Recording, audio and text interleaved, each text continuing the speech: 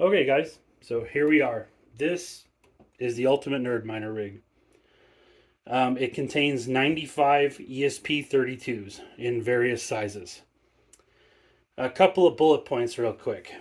First and foremost, my apologies to Public Pool because their pool or their security system literally thought this was a DDoS attack as soon as I turned it on. So I had to establish my own pool. I went ahead and did that, and I've got my own Bitcoin solo mining node set up because of this. Another thing, this is not efficient. Not at all. It may only draw 25 watts at the plug, but it only hashes at about 30 mega hash max. So yeah, not efficient. If you were to try to buy and build this, it would be ridiculous. So just don't. Now, if you look back at some of my other videos, I actually cover an auction haul that I purchased solely for the Arduino Uno R3s that were in there. Little did I know that I was buying all of these ESPs plus a bunch of 8266s, which I'm going to show you on another project that I have for those. The 8266s are slower. These are way faster. These are all flashed to NerdMiner 1.8.3, I believe, which is about 333k hash. Honestly, they're averaging about 345k hash per module. I'm going to open it up or take it apart a little bit and just kind of show you guys what I did to get it running. So just follow along here. So we'll start out with the displays. This was included with my auction haul. This looks like a phone charger or a phone mining rig. There's 8 displays, and then there's 3 ESP32s on the side here. These cords were in there too. These all had to put all together and then configure. Configuring was the worst part about this whole mining rig. I kid you not. Anyways, there's that.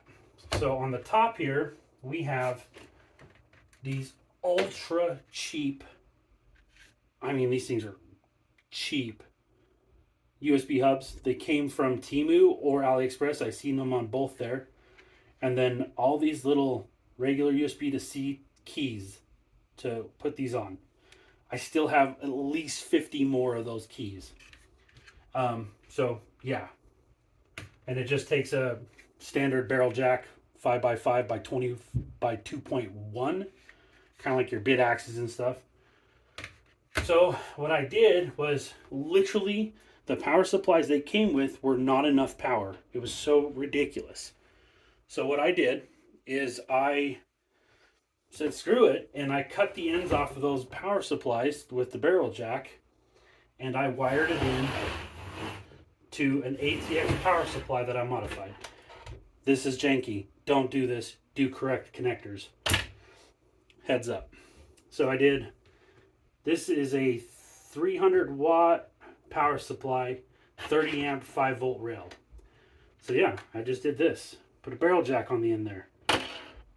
Took all the 12 volt rails out minus this one. This 12 volt rail actually controls the fan controller, and I'll show you right here. This was just in a computer that I bought. It was like an old AM3 computer, kind of not a very good one, but I just reused it for this. So there's that. And so then I used these fans right here. These are actually aluminum housing fans. I don't know how old those are, but they work. They're just 80 mil and then a 120 mil. Now, I put this one here to kind of help cool the fan controller down because the fan controller does get warm. Not hot, but warm. Up here, these do fine. They don't need any cooling on them. But the C3 Super Minis actually need, with this mini close together, they actually need active cooling, which I found very fascinating. They got hot, and they would get, not like burn your house down hot, but warm enough to where it would actually cause them to boot loop. So I had to cool them, actively cool them. These don't. These get a little warm, but not crazy. But yeah, so what I'm going to do is I'm going to move over to the bench and kind of just show you kind of a breakdown of everything. So hang in there. This is a little bit longer form video than I'm used to doing, but I wanted to show all the details. So just hang in there. Okay guys, we're here at the bench top. So a few things I wanted to go over real quick. Barrel jacks. This is what I used with a power supply similar to this to power these style of hubs. Okay. Like I said, took off all the 12 volts, wired these to the ends. Now, do this with caution.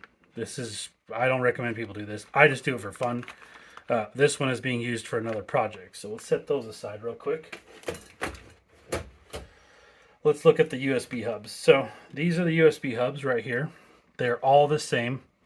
They're these cheap AliExpress, Temu, Alibaba specials.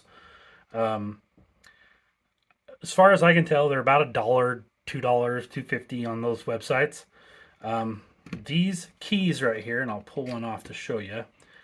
These are just your standard room 32s. I believe these ones are just standard room 32s. These right here, they do data and power, surprisingly. On Alibaba or on AliExpress, these are about 92 cents each. And I have a whole pile of those, probably 100 plus left over after this project. Like I said, these USB hubs are dirt cheap. Came with the auction haul I got. This is the brick of the C3 Super Minis, and they're kind of the same style.